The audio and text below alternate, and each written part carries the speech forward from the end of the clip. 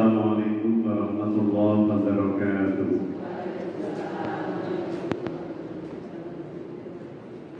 Alhamdulillahilladzi arsala rasulahu bil huda wa dinil haqq liyudhhirahu 'ala dini kulli wa kafa billahi shahida.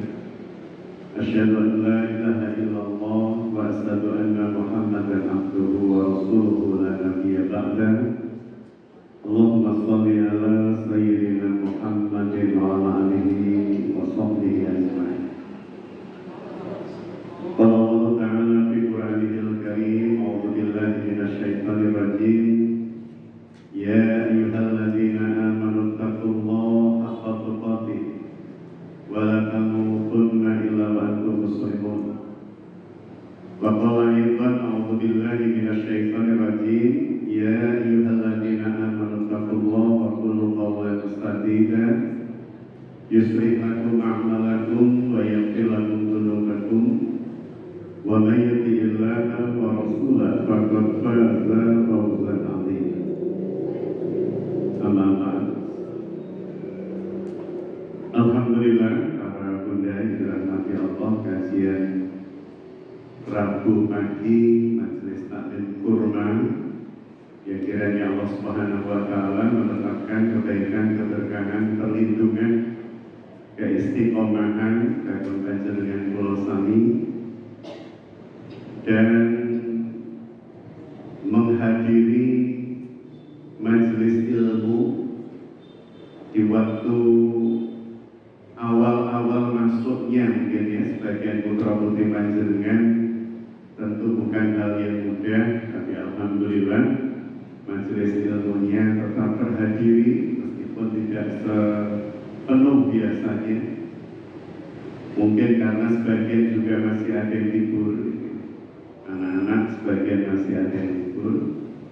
Tapi apapun bagi kita yang terpenting mau menghadiri majelis taklim atau rihlah atau tadabbur alam atau healing, keseluruhannya yang terpenting nyambung dengan Allah. Ya, keseluruhannya terpenting nyambung dengan Allah. Apalah artinya sholat kalau tidak nyambung dengan Allah? Apalah artinya ke majelis taklim kalau tidak nyambung dengan Allah? Apalah artinya rihlah jika tidak nyambung dengan Allah? Maka di pagi hari yang penuh dengan kebaikan dan keberkahan ini mengawali 2024 di tanggal berapa ini? 3. Tanggal 3. Kita melanjutkan kajian kita dengan maudhu yang berbeda. Hari ini bahasan kita tentang apa?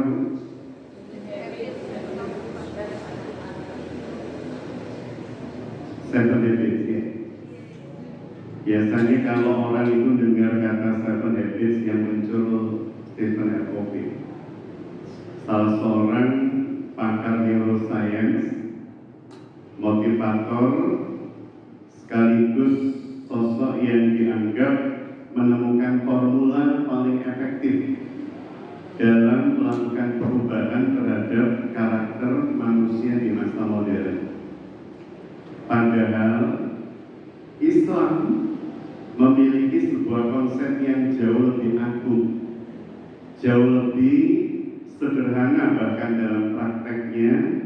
Tetapi sayangnya umat Islam jarang mau nengok Al-Quran sebagai sumber energi hidup. Al-Quran itu biasanya ditengok untuk dibaca dalam rangka mendapat pahala, bukan dibaca dalam rangka untuk tahu apa yang harus kita lakukan. Benar nggak kira-kira? Orang muslim, muslimah itu lebih banyak baca Al-Quran bersebab setiap hurufnya berpahala kalau dibaca, dibanding menjadikan Al-Quran sebagai sumber rujukan untuk mengatur hidup. Bahwa saya menjadi istri harus seperti apa, benar-benar ditekuni dalam Quran. Dicari dalam surah An-Nisa, dicari di dalam surah Al-Qasas, dicari dalam surah Al-Anbiya, dicari dalam surah Maryam. Ketemu pola atau model menjadi istri terbaik bagi pasangan ya. Demikian pula seorang suami. Rasanya jarang orang baca Al-Quran dengan tujuan seperti itu. Baca Al-Quran dalam rangka untuk mengetahui kira-kira kalau saya harus milih pemimpin seperti apa. Cari dalam Quran. Kira-kira kalau saya harus menyekolahkan anak harus seperti apa. Cari dalam Quran. Tak cukup kemudian pemetaan, rankingisasi. Tak cukup hanya karena kemasyhuran sekolah tersebut, viralitasnya. Tapi lebih dari itu ada target-target yang lebih esensial, yakni sekolah yang menyelamatkan kehidupan anak kita dunia akhirat. Jadi maka kita mencoba ketika berbicara tentang konsep perubahan karakter itu menggali dalam Al-Quranul Karim yang memang ini loh sejatinya kitab ajaib yang di dalamnya terkodifikasi wahyu-wahyu Allah, tak dalam rangka semata dibaca, tak dalam rangka semata dibaca. Bahwa baca Al-Quran baik, bagus, luar biasa, bahkan berpahala setiap hurufnya tentu jika niatnya benar. Tetapi lebih dahsyat lagi Al-Quran itu kalau ianya teraplikasi dalam kehidupan. Bertetangga secara Qur'ani bagaimana ya? Berkeluarga secara Qur'ani bagaimana ya? Ini yang kemudian harusnya mulai benar-benar kita pikirkan. Jangan sampai kemudian kita menjadi bagian dari hamba-hamba atau manusia yang nyesel ketika hari kepulangan kita menuju Allah. Yang kedua, memasuki tahun baru 2024. Tidak ada yang berubah kecuali panjenengan dan saya lebih dekat dengan hari kepulangan menuju Allah. Perasaan nggak banyak yang berubah punya di rumah ya? 2023 ke 2024 ada yang berubah bu? Tidak banyak ya, atau hampir tidak ada. Tetapi yang pasti berubah apa? Yang pasti panjenengan dan saya semakin dekat dengan hari kepulangan menuju Allah. Bertambahnya hari atau bertambahnya tahun. Sehingga kalau yang pasti itu semakin dekatnya kita dengan hari kepulangan, maka pertanyaan berikutnya yang menyertai adalah bekalnya sudah sesiap apa? Bekal yang sudah kita persiapkan apa? Maka dalam rangka itulah kita mengambil tema besar tentang Seven Habits versi Quran. Gitu ya. Para bunda yang dirahmati Allah, kalau panjenengan belajar buat kue, kalau panjenengan belajar jahit, kalau panjenengan belajar nyulam, kira-kira butuh nggak skill dasar yang itu harus dilatih berulang-ulang? Butuh. Ketika saya bermain bola, ada skill dasar yang harus saya ulang-ulang. Apakah itu dribbling bola, apakah itu menendang bola secara lurus dan seterusnya. Kalau kita belajar bela diri, paling tidak kuda-kuda itu menjadi hal yang niscaya di awal-awal kita mempelajari konsep bela diri. Dan itu terus diulang-ulang sampai kadang kita itu jenuh. Benar loh. Jenengan belajar hal yang sifatnya dasar, tapi terus diulang-ulang. Kadang sampai kemudian kita jenuh, pengennya itu udah naik tingkat saja. Pada saat panjenengan belajar membaca huruf-huruf hijaiyah, sampai kemudian fasih di dalam baca Al-Quran, dulu ketika belajar lewat Iqra, Qiraati, atau turutan, atau Al-Barti, kira-kira diulang-ulang nggak? Diulang-ulang. Sampai pernah nggak panjenengan merasa pengennya udah nyampe level ini loh? Diulang lagi oleh gurunya. Pernah nggak begitu? Pernah. Rasanya udah bosan ngulang-ulang kalimat yang makhorijul hurufnya terindikasi belum tepat, belum benar, dan seterusnya, tajwidnya dan seterusnya. Maka ketika kemudian pengulangan itu terjadi secara terus-menerus, yang muncul di dalam otak kita adalah sambungan antar saraf dalam otak yang bertambah kuat, tambah kokoh. Sehingga kalau sudah terbentuk seperti itu, pasti akan sulit untuk dihilangkan. Pasti sulit untuk digantikan hal lain yang tidak sekuat apa yang sudah kita masukkan di dalam bawah sadar. Kenapa arahnya seperti itu? Kalimat saya di dalam menjelaskan tentang 7 habit versi Quran. Bersebab para bunda yang dirahmati Allah, ada sebentuk ibadah, ada sebuah ibadah yang panjenengan tiap hari oleh Allah Subhanahu wa taala diwajibkan, bukan sekedar diperintahkan. Kalau diwajibkan itu kan diperintahkan dengan konsekuensi, itu kan? Diwajibkan, bukan hanya diperintahkan. Kalau sekedar diperintahkan bisa wajib, bisa sunnah.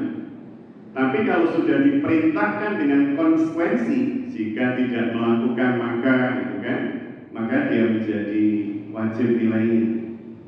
Ada sebuah ibadah yang panjenengan kula sami diperintahkan dengan konsekuensi oleh Allah. Bahkan konsekuensi yang enggak main-main. Siapa saja seorang muslim yang meninggalkan secara sengaja atau bahkan kemudian tidak menjadikan ibadah ini sebagai kewajiban sebagaimana disyariatkan, maka dia tergolong bukan muslim lagi. Dia tergolong sebagai orang yang terhukumi kafir atau kufur. Kira-kira ibadah apa yang saya maksud? Sholat terus. Jadi Rasulullah itu sampai menyebutkan dengan kalimat bainar rajuli wa bainal kufri, perbedaan antara seorang mukmin dengan seorang kafir adalah tarkus sholat. Ketika secara sengaja dia meninggalkan sholat, maka Rasulullah sudah menyebut dia sudah tidak layak lagi disebut muslim.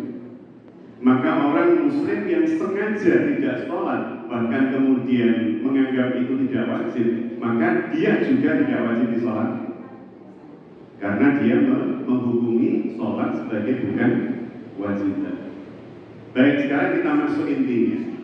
Sholat diperintahkan oleh Allah dalam sehari berapa kali pun? 5 kali. Itu minimal, katanya minimal. Dan saya yakin panjenengan seluruhnya lebih dari 5 kali. Saya yakinnya insya Allah panjenengan seluruhnya lebih dari 5 kali. Artinya panjenengan bukan hanya mengerjakan yang pokok atau wajib, tetapi juga yang sunnah-sunnah. Pertanyaan berikutnya, ada nggak pun perintah Allah yang didesain main-main? Ada nggak perintah Allah yang didesain tanpa maksud dan tujuan? Halo? Ada nggak? Allah kok memerintahkan sesuatu tanpa tujuan? Kalau kita mungkin banyak, tapi kalau kemudian kita bicara Allah tidak ada. Hatta bahkan hal yang paling remeh, receh, kecil, jika itu Allah yang memerintahkan, itu pasti ada tujuan di sebaliknya. Hatta sampai Allah Subhanahu wa taala menyampaikan di Ali Imran 191, orang yang paham, orang yang ngerti, itu sampai bilang begini, Rabbana ma khalaqta hadzal batila subhanaka faqina adzabannar. Wahai Rabb kami, tidak ada loh yang panjenengan ciptakan dari mulai hal yang kecil remeh, jasad remeh yang mikroskopik itu, sampai benda-benda yang meraksasa makroskopik. Itu nggak ada yang sia-sia. Jadi Allah menyampaikan di dalam ayat tersebut, orang itu kalau sudah sampai pada derajat mukmin dan muttaqin, maka mereka akan menjadi orang yang sangat peka terhadap hikmah dan ibrah. Mereka itu sangat peka terhadap apa yang bisa diambil pelajaran dari sesuatu. Saya contohkan. Dulu pun ketika saya masih kecil, yang namanya cipluan, desa cipluan. Lo belum? Orang kota Bandung. Cipluan itu ada banyak versi, Bu ya. Ada cipluan yang pohonnya itu menjulang dan buahnya tertutupi oleh pelindung itu, Bu ya, pelindung tipis. Ada cipluan yang terlindungi seperti rumput hijau mengitari tubuhnya, kecil-kecil rumputnya. Dan ketika matang warnanya merah. Itu masuk pada genus cipluan kalau dalam bahasa biologi. Jadi yang namanya cipuluan dulu waktu kecil itu makanan yang kita dapatkan di sawah yang nggak ada orang tertarik kecuali yang mungkin anak-anak. Anak-anak pun tidak semuanya suka. Tapi hari ini ketika kita masuk ke supermarket, masuk ke mall-mall besar, cipuluan itu dikemasi dan dijual mahal. Bersebab apa? Bersebab ada sekian banyak manfaat yang baru diketahui oleh manusia beberapa belas tahun ini. Dulunya dia tidak diketahui manfaatnya, apalagi kalau bicara buah yang kalau matang baunya gak enak itu. Kalau durian mah buat saya enak sekali. Mengkudu pace. Ya kalau saya bilang orang mau juga pace. Jadi pace itu buah yang sama sekali nggak menarik. Dulu oleh bibi saya itu kemudian pernah dibuat rujak. Saya nggak tahu apakah masih ada orang rujak dulu. Itu makannya ya beda saya bule itu ya karena beliau sedang hamil dan tidak mengkudu. Jadi mengkudu itu dulu buah yang sangat tidak nyaman buat banyak orang, apalagi kalau sudah matang jatuh, kemudian terlindas ban itu kan jadi baunya. Baiknya kita kembali ke jalan yang benar dulu ya. Nah sekarang kita kembali pada sholat. Sholat yang dalam satu hari 5 waktu itu perintah. Berarti ada nggak Bu perintah Allah yang wajib sifatnya, yang perintah itu jika tidak dilakukan ada konsekuensi besar atas kita selain sholat? Tiap hari diperintahkan oleh Allah tiap hari dan sifatnya wajib selain sholat. Ada nggak? Yang kalau kemudian itu tidak kita lakukan maka konsekuensi syariatnya besar buat kita. Hampir bisa dipastikan kan nggak ada, kecuali beriman berislam ya pasti. Nggak ada kalau kemudian kita bicara tentang ibadah yang disyariatkan. Artinya apa? Sholat itu berarti hal yang sangat urgent, penting. Sampai kemudian sehari panjenengan kula sami harus melakukan 5 kali dan itu pun di waktu tertentu, nggak boleh sembarangan. Kok kemudian kita merasa hari ini sibuk, maka sholat subuh sampai isya dilakukan di waktu pagi, kan nggak boleh. Setiap sholat ternyata tetap ada waktunya. Kalaupun kemudian ada hal-hal yang bersifat merepotkan atau menyulitkan, ada kemudahan, tapi tidak semuanya dirobol. Hanya ada dua sholat yang boleh dijadikan satu, namanya dijampuhkan, dijamakkan.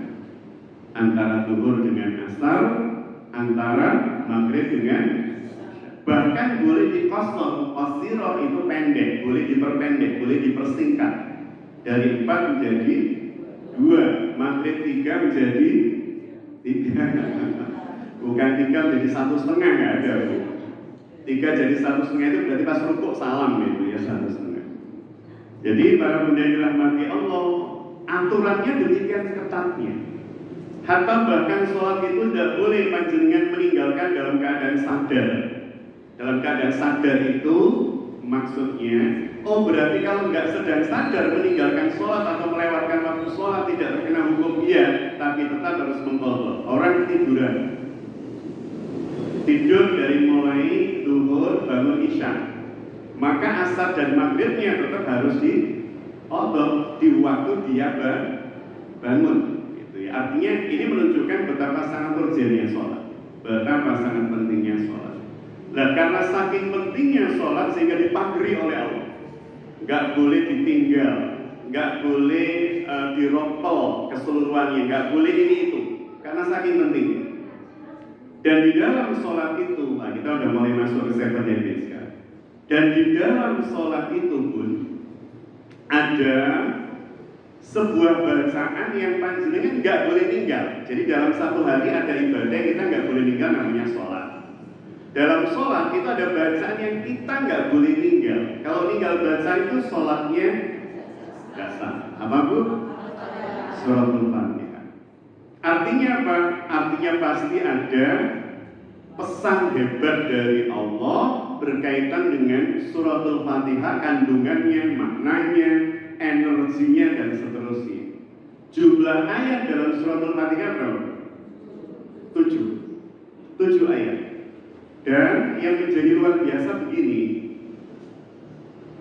saya pernah tanya pada panjenengan ya, entah sekian tahun yang lalu atau kapan, Bun, tiap panjenengan tidak selalu sama loh ketika harus makan telur mata sapi.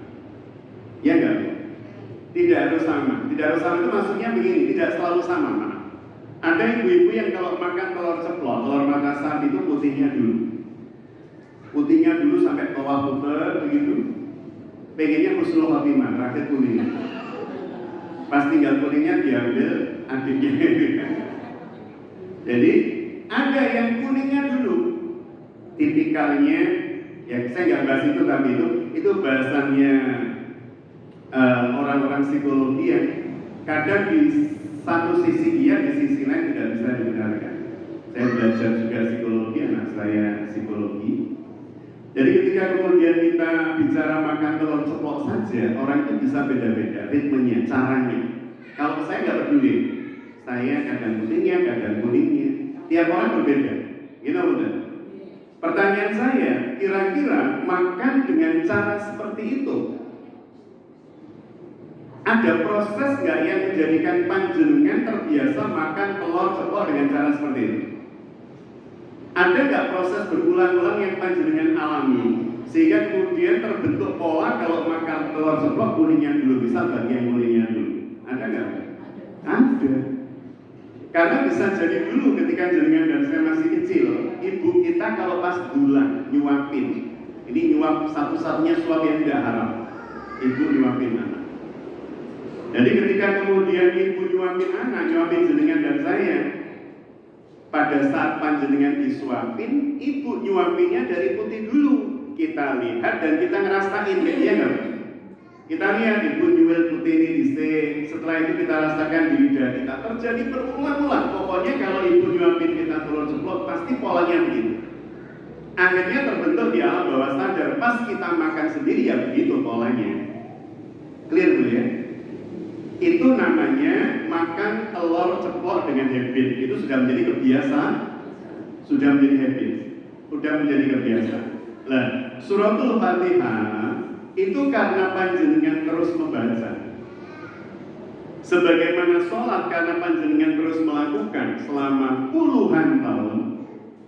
Ini ada yang belasan tahun pun mungkin nggak ada ya. Usia panjenengan kan di atas belasan pasti. Ya di atas 19, di bawah 30 lah. Untuk menyenangkan panjenengan. Jadi panjenengan berarti sudah sholat belasan tahun. Belasan tahun mengulang sebuah perilaku atau gerakan sehari 5 kali. Jenengan bisa bayangkan, katakan jenengan sudah sholat 15 tahun. Berarti 15 tahun dikalikan 365 hari dikalikan 5 kali. Kan bokeh maksudnya. Kira-kira kalau ada orang melakukan sebuah gerakan dalam jumlah puluhan ribu seperti itu,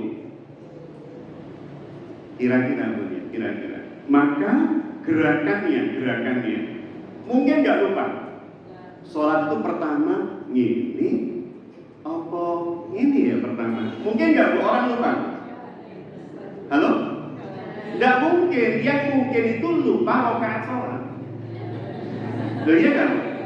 Kalau gerakannya jenengan nggak mungkin lupa, karena itu gerakan yang tiap hari kita melakukan belasan tahun kalikan 365 hari kali 5 kali. Itu gerakan yang kita sudah sangat terlatih banget. Bahkan ketika kita tidak ingat sholatnya, gerakan kita tetap benar. Kita udah lupa bahwa kita sedang sholat gitu ya. Tiba-tiba salam gitu aja. Artinya bunda yang dirahmati Allah, itu menunjukkan bahwa gerakan sholat sudah masuk di alam bawah sadar kita, sehingga ketika kita melakukan aktivitas sholat, drivernya itu bukan alam sadar tapi alam bawah sadar. Satu itu. Yang kedua, suratul Fatihah juga sama. Lalu panjenengan tiap sholat juga membaca suratul Fatihah kok. Berarti 17 kali 17 rakaat dalam sehari panjenengan baca suratul Fatihah. Kalau misalnya 15 tahun sudah sholat sejak balik, Saya menghitung balik panjenengan kira-kira misal usia 14-15. Berarti 15 tahun sholat kan usia jenengan 30-an tadi itu kan. Maksud saya begitu. Jangan kemudian jenengan bilang, saya sudah sholat 20 tahun yang lalu Pak Ustaz, itu berarti kan estimasi saya jadi salah. Jenengan memang sudah sepuh gitu kan. Saya pilihkan yang muda maksud saya.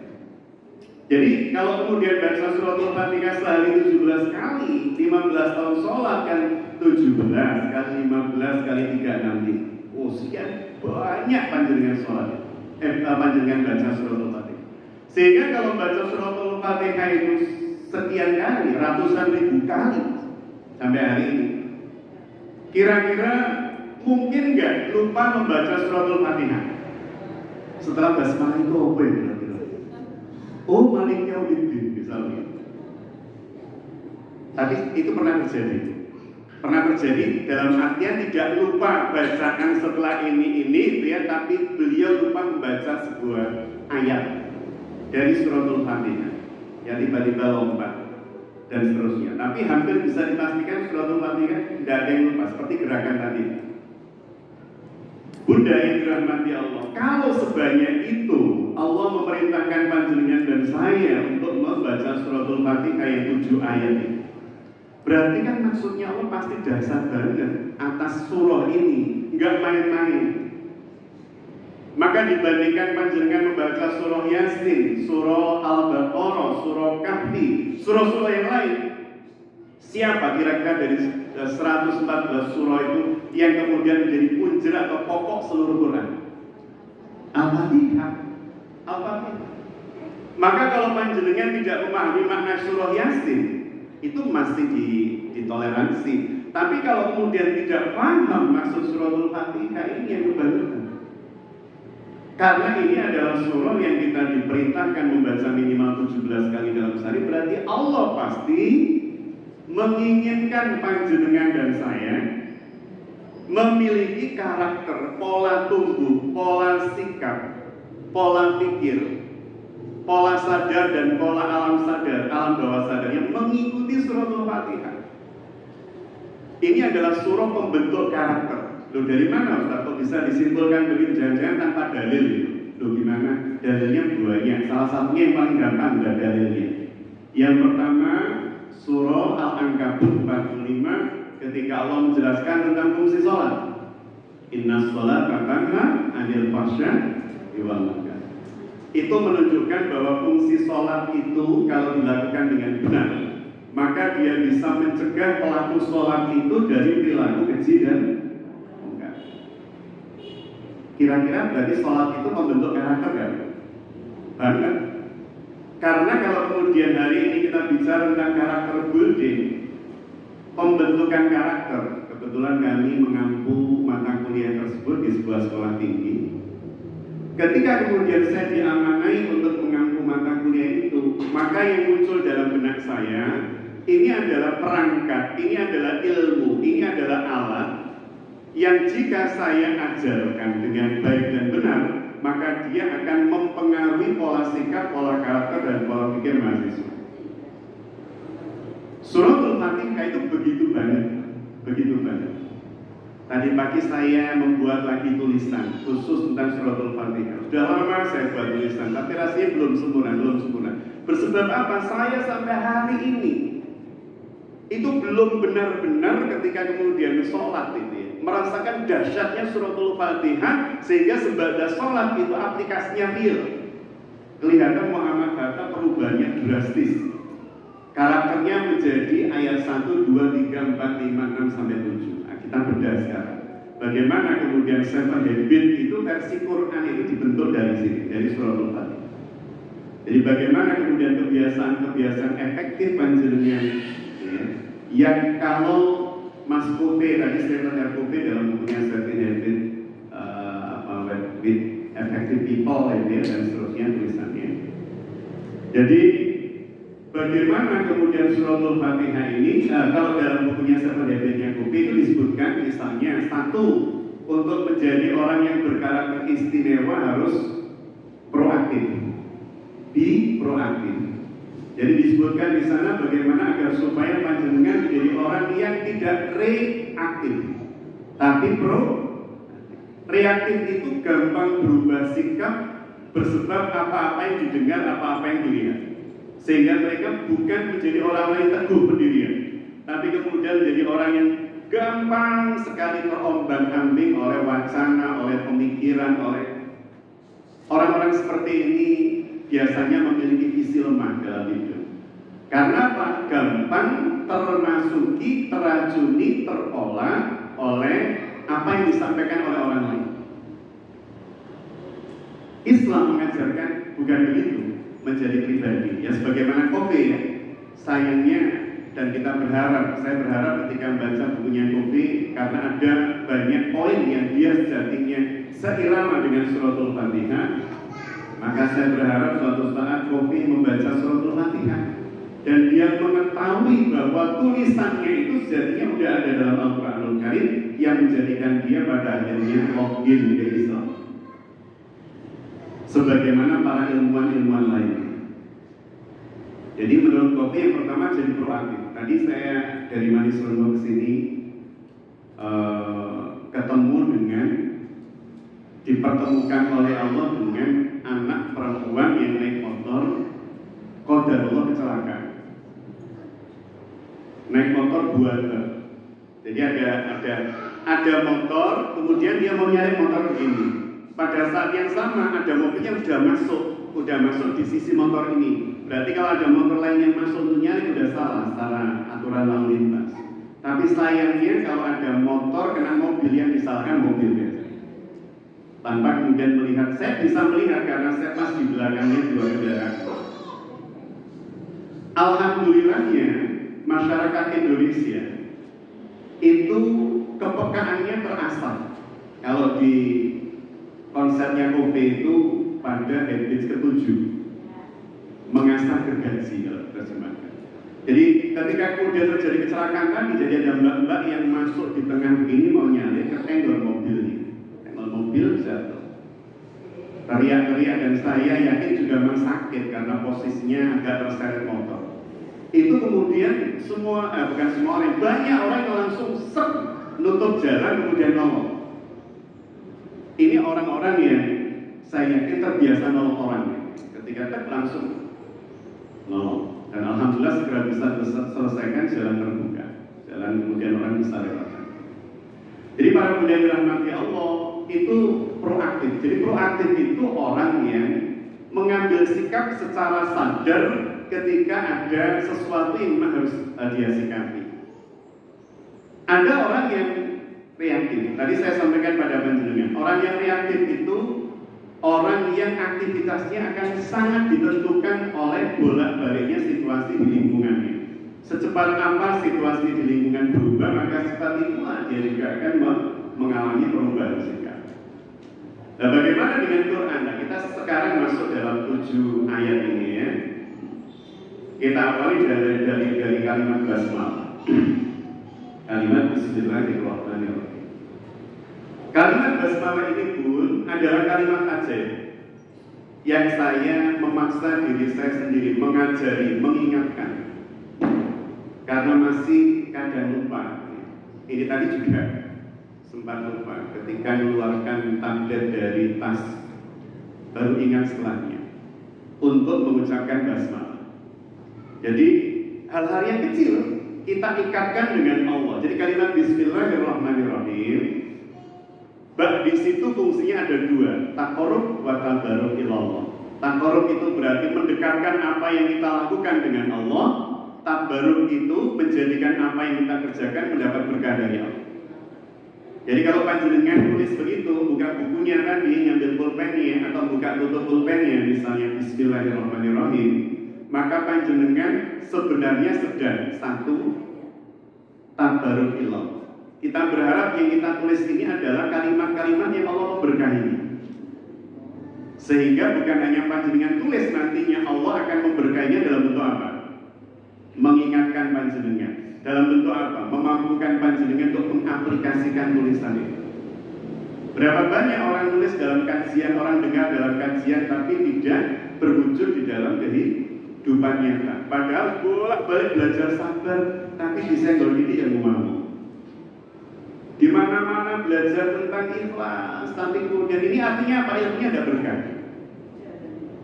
Makanya maksud saya, Bun, ketika panjenengan pegang pulpen, saya juga begitu, saya ngajari diri saya, karena juga kadang masih bolong, kadang masih lupa. Keluarkan pulpen, keluarkan atau nyalakan HP atau apa, bismillah. Jangan kemudian jenengan bilang, Ustaz, saya nggak mau baca Quran kok, mau baca berita, iya, bismillah. Bersebab apa tadi? Yang pertama, taqarrub ilallah, akan menjadikan yang panjenengan lakukan itu dekat dengan Allah. Yang kedua, tabarruk ilallah, akan menjadikan yang panjenengan lakukan itu diberkahi. Banyak ilmu yang tidak bermanfaat bersebab tanpa diawali apa? Basmalah. Banyak ilmu yang tidak teraplikasi dalam kehidupan, seperti tadi saya sampaikan, bolak-balik ngaji sabar ya orang tahu sabar, bolak-balik ngaji qanaah ya tetap banyak ngeluhnya dalam hidup. Ini berarti ilmunya tidak berkah. Maka sekali lagi, Bunda yang dirahmati Allah, awali dengan basmalah, awali dengan basmalah. Karena dia yang mengikat ilmu, karena dia yang menjemput berkah Allah, karena dia yang mendekatkan apa yang panjenengan lakukan dengan Allah Subhanahu. Kok mudah apa tuh? Teh buat suami atau kopi buat suami di pagi hari, bismillah. Kadang kalau orang yang sugestif ya, itu mengafirmasi. Karena saya lakukan itu Bu ya. Ketika saya belum umroh, belum haji, itu kadang mengafirmasinya ketika ngaduk kopi atau teh yang saya buat, ngaduknya belawan jam sambil saya bayangkan bahwa Bismillahirrahmanirrahim. Saya bayangkan saya akan tolong ya, saya akan tolong. Ya itu bukan sunnah loh, bukan ya, bukan sunnah apalagi wajib, bukan. Itu sugesti diri saja. Ya sambil membaca bas. Jadi dia akan mengundang berkah Allah. Jenengan masak ya, naruh beras ke dalam apa? Magicom. Bismillahirrahmanirrahim. Itu akan menjadikan beras yang dimakan anak, dikonsumsi suami menjadi makanan yang berkah. Tabarruk wa taqarrub. Jadi bagaimana kemudian kalimat basmalah yang kita ucapkan dalam suratul Fatihah yang setiap dari 17 kali itu punya energi, maksud saya. Jadi bagaimana dia kemudian menjadi bagian energi panjenengan kula sami. Yang kedua, di situ ada kata Rahman, ada kata apa tuh terjemahan bebas? Yang maha kasih, yang maha sayang. Maka Kiai Haji Zainuddin MZ, Allah yarham almarhum, beliau mendeskripsi kalimat dua kata itu dengan kalimat yang luar biasa. Jadi kalimat beliau waktu itu saya masih ingat, dan insya Allah ini juga menjadi jalan pahala beliau ketika kemudian banyak orang mengingat ilmu dari beliau. Beliau mengatakan begini, Allah itu Ar-Rahman yang maha kasih, bersebab Allah tidak pernah pilih kasih di dalam berbagi memberi.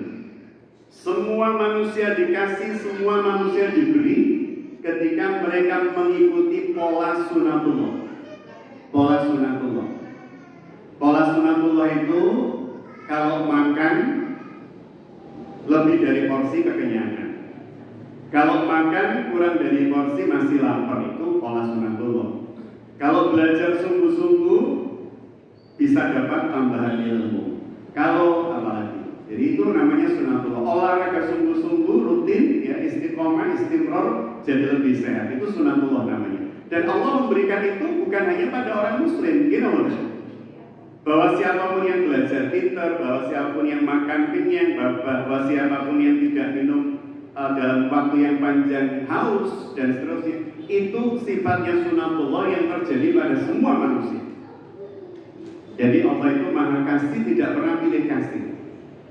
Ketika kemudian manusia di dunia mengikuti pola sunatullah tadi. Tetapi lagi, ketika kemudian kita bilang Ar-Rahim, Zat yang maha sayang. Zat yang maha sayang, sayangnya Allah ini tidak berbilang, tetapi hanya diberikan oleh Allah kepada orang-orang mukmin nanti di akhirat. Diberikannya di dunia dalam bentuk apa? Berkah yang tidak diperoleh oleh orang-orang non-muslim, non-mukmin. Seperti tadi, sama-sama buka laptop, sama-sama buka handphone.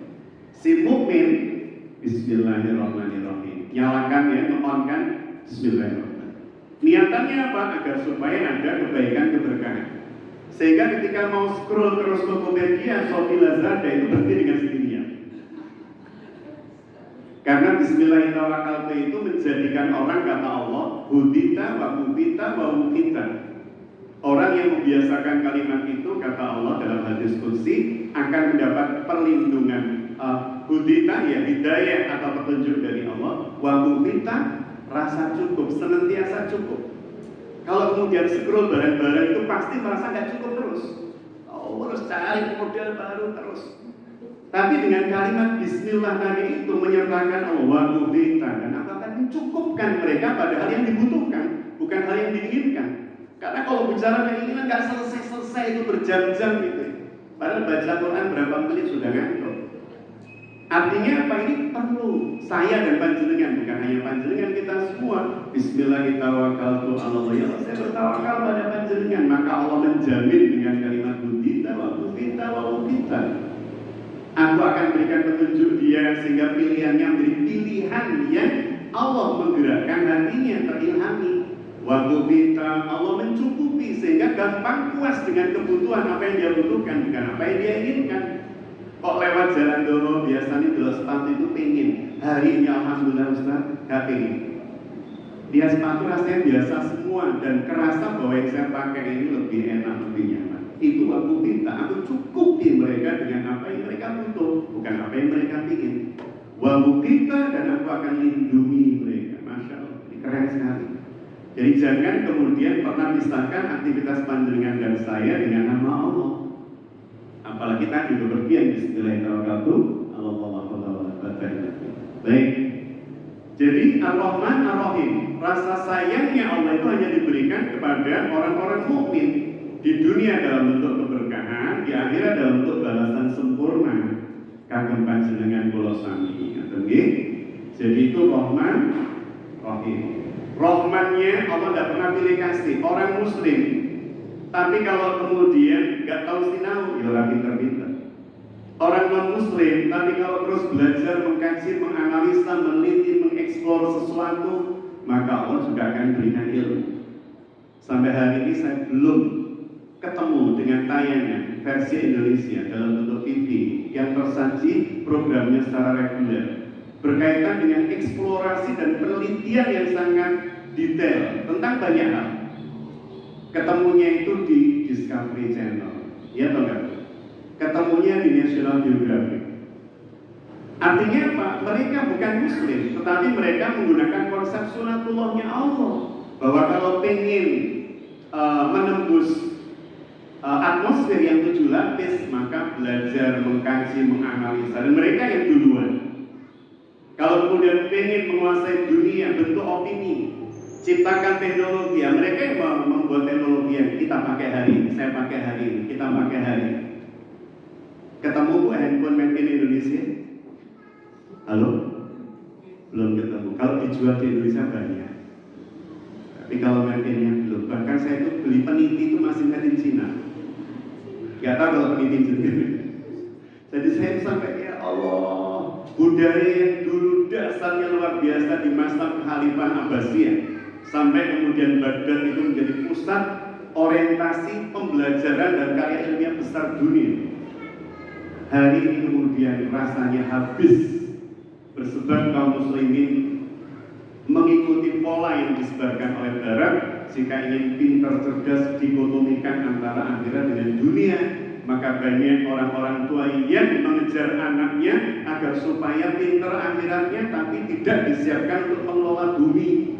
Padahal bumi ini Rasulullah menyebutkan mazra'atul akhirah. Bumi itu tempat menanam akhirat kita nanti, bukan kita tinggalkan, tapi harus kita kelola. Jenengan dan saya diturunkan oleh Allah ke bumi dalam rangka menjadi khalifah firman, mengelola bumi. Baik itu basmalah, kalimat basmalah. Jadi sayang kalau panjenengan dan saya meninggalkan kalimat basmalah dalam hal-hal yang kecil. Pakai sandal, Bismillahirrahmanirrahim. Ngeluarin duit, Bismillahirrahmanirrahim. Menggeser kotak amal ke sebelah, Bismillahirrahmanirrahim. Jangan kemudian geser ke sebelah karena harapan kita orang ini kalau digoda setan nanti keluarkannya dikit duit.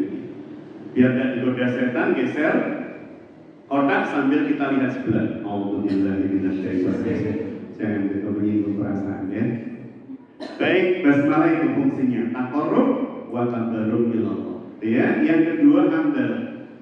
Jadi yang pertama, orang-orang muslim Islam itu akan senantiasa berkarakter religius bersebab apa? Tidak pernah tinggal Allah dalam hal apapun.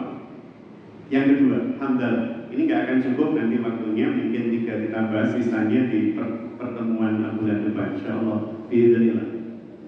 Yang kedua, kalimat hamdalah. Bun, jenengan ketemu kalimat hamdalah pada diri panjenengan pada saat apa yang paling merasa benar energi dan kekuatannya? Pada saat biasanya wajahnya itu sampai kelihatan apa? Beli sabun colek, buka, ternyata Anda memenangkan hadiah 1 miliar tanpa diundi.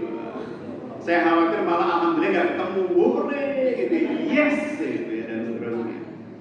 Alhamdulillah itu kalau pas dikirimi tetangga apem gitu ya, dikirimi ruko-ruko, hotel-hotel gitu ya. Kadang kemudian hal besar itu anggarannya malah nggak muncul ya. Maka saya termasuk orang yang senang ketika seorang pemain bola mencetak gol dan kemudian menyungkur wajahnya sujud sebagai bentuk ini hal besar yang kami sikapi dengan merendahkan diri kami serendah-rendahnya kepada Beliau. Ya dalam hal apapun ya yang dimanifestasikan dalam sujud itu ya. Baik, hamdalah. Hamdalah itu pun coba jenengan membaca hamdalah sambil mengingat hal-hal baik, hal-hal indah, hal-hal nyaman yang panjenengan sudah mendapatkan dari Allah sejak kita baru. Bisa melihat itu kalau kemudian ditafakuri hamdalah banget gitu.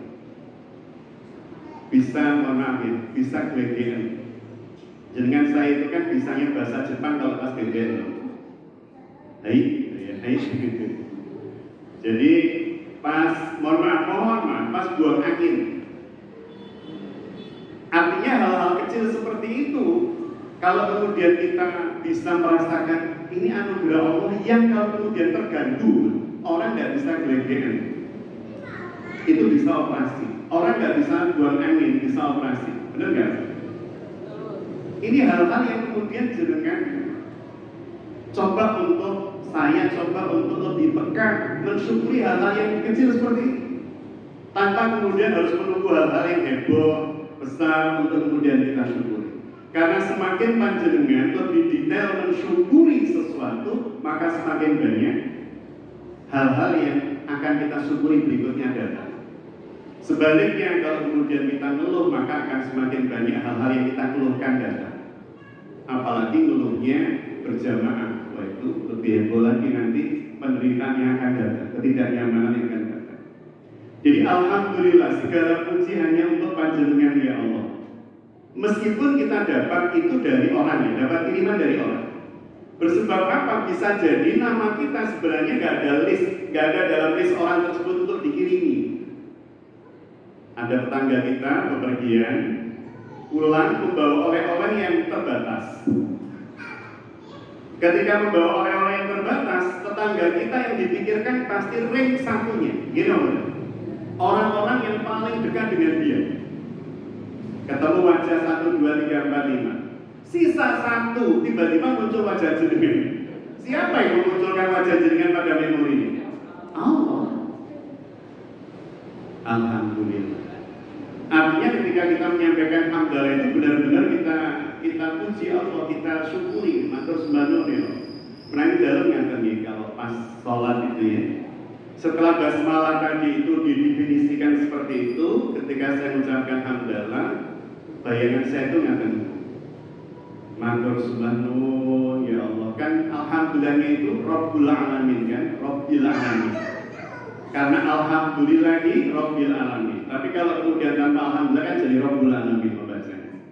Jadi alhamdulillahi Rabbil Alamin. Segala puji untukmu ya Allah yang menjadi roh seluruh alam. Itu sambil bayangkan begini. Karena seandainya alam, jangankan alam, tubuh saya saja diberikan wewenangnya kepada saya untuk ngatur sendiri. Mata yang ngatur saya kapan berkedip, jantung yang ngatur saya berdetaknya tiap sekian detik, ginjal yang ngatur saya bagaimana memfilter makanan dan seterusnya. Kalau tubuh jenengan pun diberikan hak pengaturannya pada panjenengan 1 hari saja, bisa hidup nggak? Sehari saja yang ngatur jantung kita sendiri, serahkan Allah pokoknya. Silahkan Mas, Mbak. Jantung yang ngatur kita, liver yang ngatur kita, pankreas, nggak bisa. Makanya ketika baca Alhamdulillahirabbil alamin, terus bandung, ya Allah, alam semesta ini jenengan yang ngatur, termasuk yang ada di dalamnya, termasuk diri saya. Yang ngatur pergantian musim panjenengan, ya Allah, yang rusak pergantian musim manusia. Hari ini masuk bulan Januari. Dulu waktu saya kecil, Januari itu identik dengan hujan sehari-hari. Januari, hujan sehari-hari. Desember, gede-gede di sumber. Karena saking melimpah-limpahnya air. Sekarang Januari, hujan gak jadi sehari-hari, kan? Kadang hujan, kadang enggak. Desember juga sumbernya gak gede-gede amat, kan? Siapa yang menjadikan kacaunya musim ini? Manusia. Mengeksplorasi alam di lingkungan mereka dengan cara yang sangat tidak elok, menutupi tanah-tanah resapan, tanaman-tanaman yang meresap diganti tanam-tanaman kayu besar untuk diambil sebagai bahan bangunan dan seterusnya. Akhirnya sistemnya rusak. Makanya kalau ucapin hamdalah itu alhamdulillah, ya Allah ngatur sembahun alam semesta ini yang ngatur panjenengan, sehingga matahari tetap terbit, sehingga bulan tetap muncul, sehingga angin masih bergerak, sehingga karena seandainya panjenengan memberikan pengaturan itu pada kami, ya Allah, sehari pasti hancur seluruh alam semesta. Ketika panjenengan bersyukur pun sewu, sistem saraf pada tubuh jenengan akan berasa kaku, tegang, atau rileks. Terjadi relaksasi. Ketika terjadi proses relaksasi, maka pikiran cenderung tegang atau tenang. Ketika pikiran tenang, maka kalau ada masalah, solusi mudah dicari atau lebih sulit dicari. Lebih mudah. Itu efeknya banyak. Efek hamdalah itu Masya Allah. Saya dulu memiliki hobi beristighfar, dalam tanda petik beristighfar sebanyak mungkin dalam sehari. Tapi ketika kemudian terus belajar, sampai kemudian ketemu hadis Rasulullah SAW, khairud doa hamdan. Sebaik-baik doa itu adalah hamdan. Sebaik-baik permohonan kepada Allah itu adalah hamdan. Maka sekarang mencoba untuk seimbangkan. Karena kalau kemudian keseluruhan dari awal sampai akhir itu cuma istighfar, maka menjadikan diri kita dalam tanda petik kadang itu orang beristighfar itu kan pundaknya minggu ya. Kalau saya beristighfar sambil mengingat dosa itu kan rasanya, ya Allah, saya Tuhan yang punya banyak dosa, ya Allah ampuni, maafkan, ya Allah, dan seterusnya. Tapi kalau kita mengucapkan hamdalah, dada itu berasa lega bahwa istighfar itu harus dan wajib agar supaya panjenengan kula sami sampai pada tataran zero dosa. Hamdalah itu hal yang kemudian wajib agar supaya potensi-potensi panjenengan bisa keluar. Kalau jenengan sering menghamdalai anak, maka potensi anak itu pasti keluar banyak.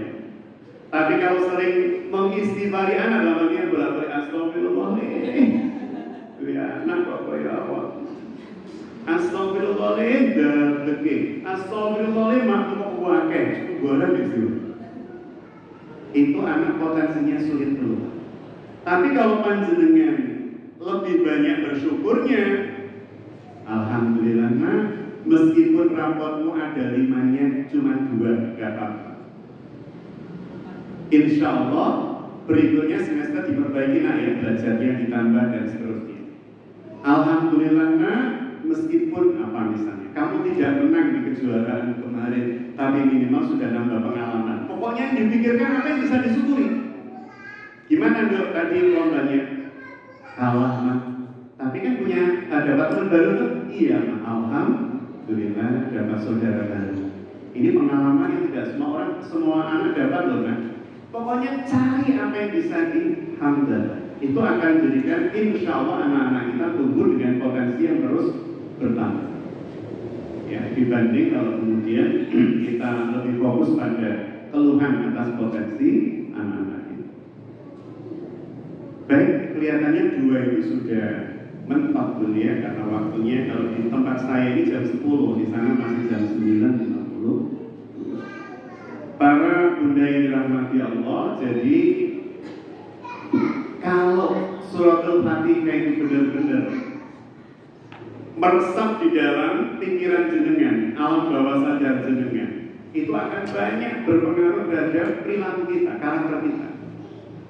Hamdalah itu kalau kemudian menjadikan kita orang yang gampang mencari sisi-sisi yang bisa dihamdalai, disyukuri, insya Allah panjenengan jauh dari apa yang disebut dengan mental illness, mental breakdown, apalagi orang yang gampang stres dan seterusnya. Di bagaimana kemudian kita bisa menginternalisasi suratul Fatihah yang kita baca, berarti ya minimal maknanya tahu. Setelah itu tafsirannya, setelah itu ruhnya, ruh dari bacaan. Saya sarankan kalau ingin dapat ruhnya, ya baca kalau tafsir itu di Dilalul Quran. Saya itu sering kali bukan apa-apa ya, menangis kalau baca di Dilalul Quran.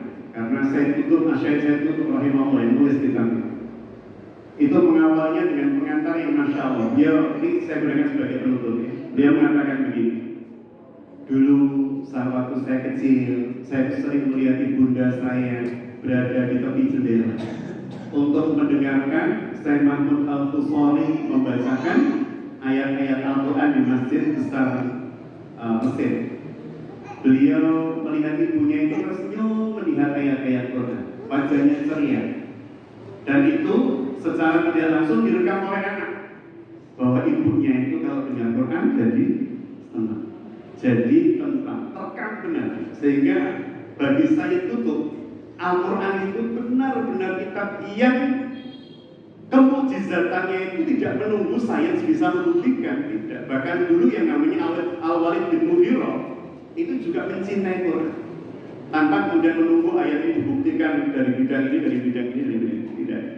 Sehingga panjenengan dan saya kita memang bisa menikmati Quran, tidak harus menunggu hal-hal besar bersifat sains untuk membuktikan kebenarannya, tapi menikmati setiap bacaan. Paling tidak kemudian kita mengerti. Kalau tidak punya kitabnya, terjemahannya bisa di Telegram, gitu ya. Telegram e-book gratis, e-book Islam gratis. Itu 26 jilid beliau, buku beliau dengan terjemahannya. Kitab apapun, banyak ribuan kitab terjemahan dengan disadar. Yang penting kuotanya ada. Baik, sementara itu Bunda dirahmati Allah, dan insya Allah tidak ada pertanyaan kalau melihat bacaan jenengan. Tas-tas sudah ditutup, gitu ya, dompet-dompet sudah dimasukkan.